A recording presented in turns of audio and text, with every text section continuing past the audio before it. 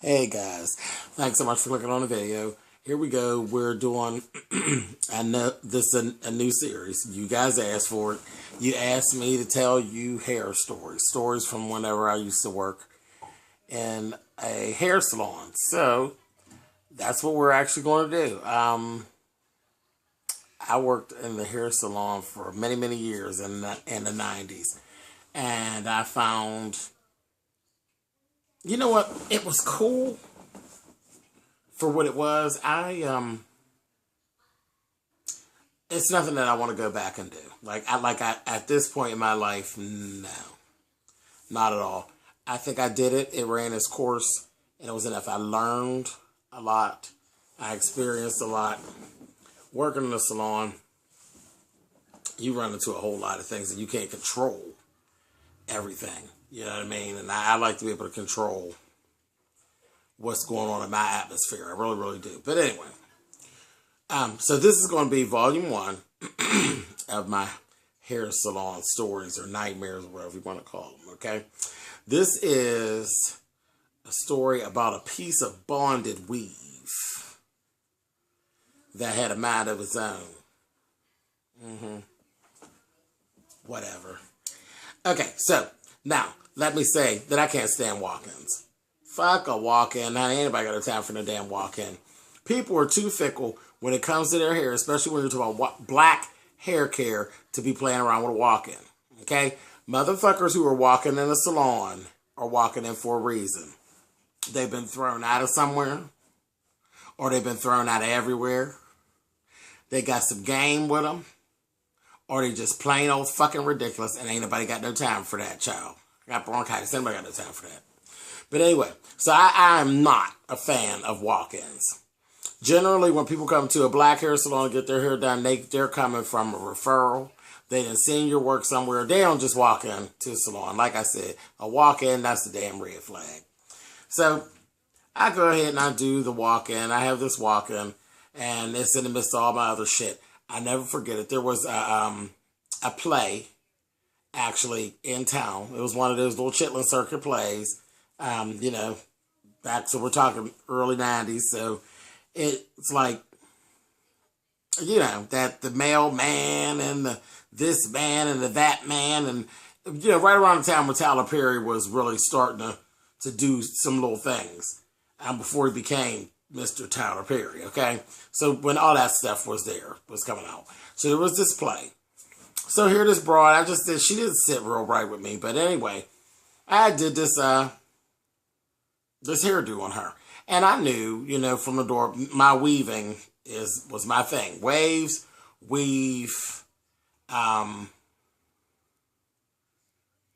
is what I did most of the time. Waves and weave with waves in it, and spirals, and that was that time of life with all that mess.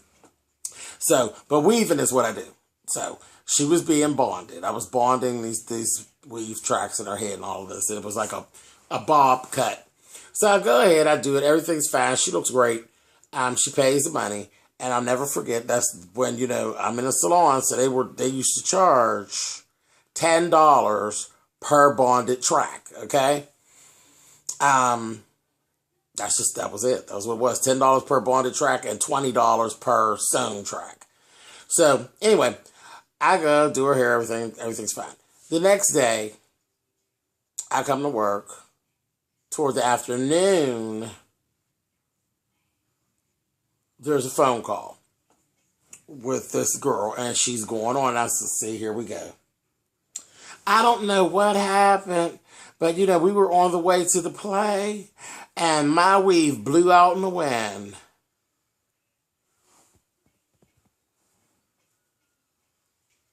Your weave blew out in the wind. See, this is when it's a good thing to know who you are as an artist and to know what your work is. See, can't no motherfucker tell me about no motherfucking weave blowing out in the wind, okay? Because let me tell you about me as a hairdresser.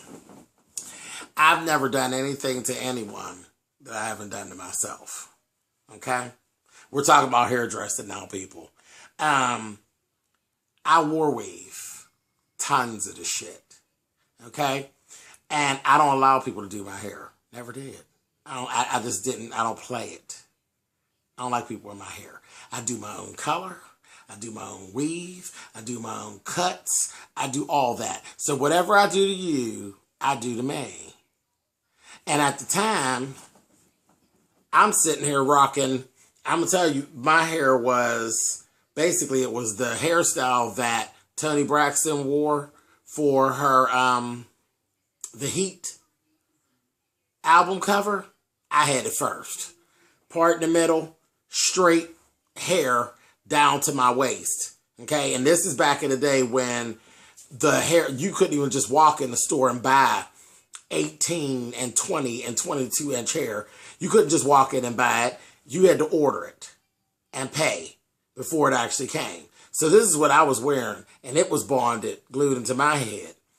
So if I'm bonding $200-300 worth of hair in my head back in the 90s, before there was a Peruvian and Vuvian and all that bullshit they buy now, and I was walking up and down the street, and my shit ain't blew out in the wind, I know goddamn well your bag of $10 shit ain't blew out in no wind, okay? So here we go with the bullshit with bonding hair on a walk-in.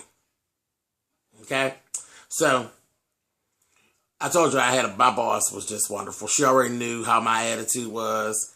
From the door, I don't play games. I don't have time for it. I don't do recurls. I don't play that game. Okay, the side of town, it was the ghetto. I don't play games with ghetto folk. I don't play ghetto games. I don't have time. I know my work. Bitch, I know you lying. And ain't nobody got time for it. But I was real nice and professional. Said, okay, honey. I said, well, come on down, to the salon, and I'll fix you up. Just come on. I'll take care of you. Come on down, and we'll fix it up. She says, oh no, you know what I did? I was so upset. I washed it out and took the rest of the tracks out.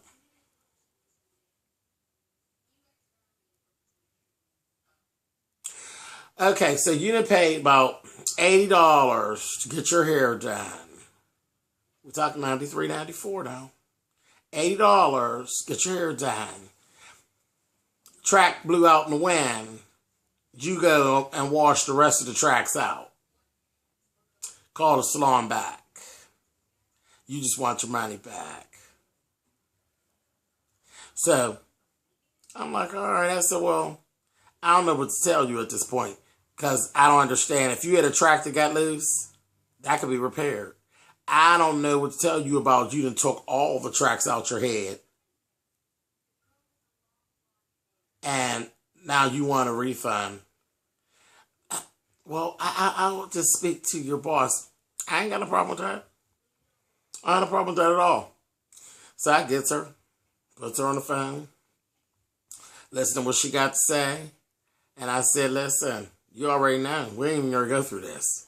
We're not going to go through this. She did what she had to do as a salon owner, which was cute for her.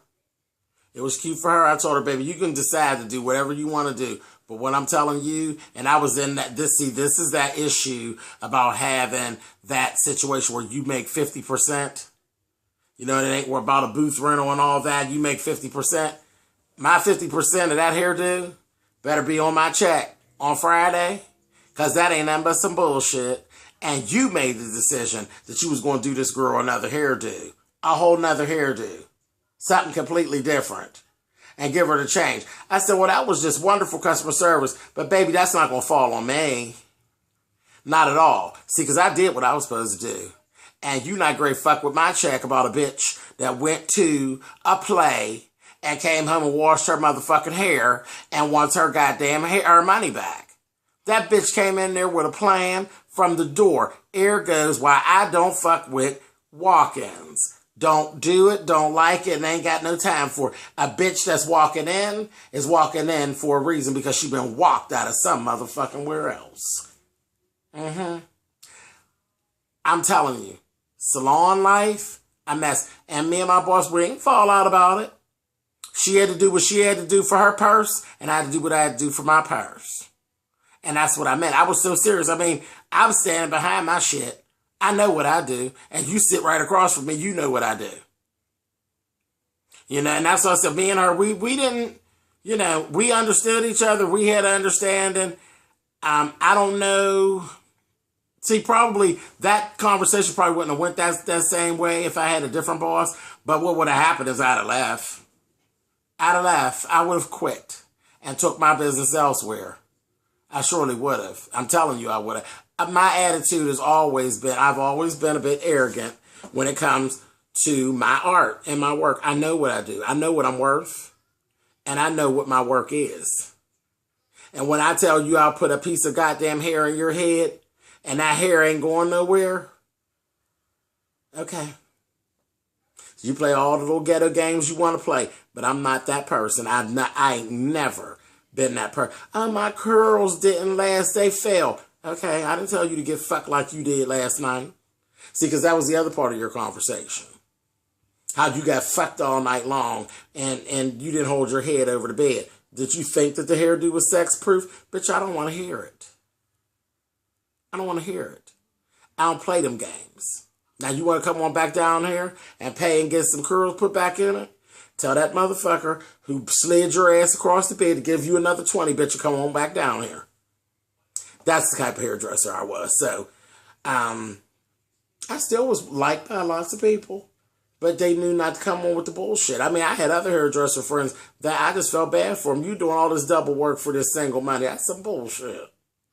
But anyway, all right, so that's just one of the times that led me to where I am. Is why I don't care for walk-ins. Walk-ins are bullshit. Thumbs up, thumbs down. You guys know how that works. I will see you guys on the next video. Bye, guys.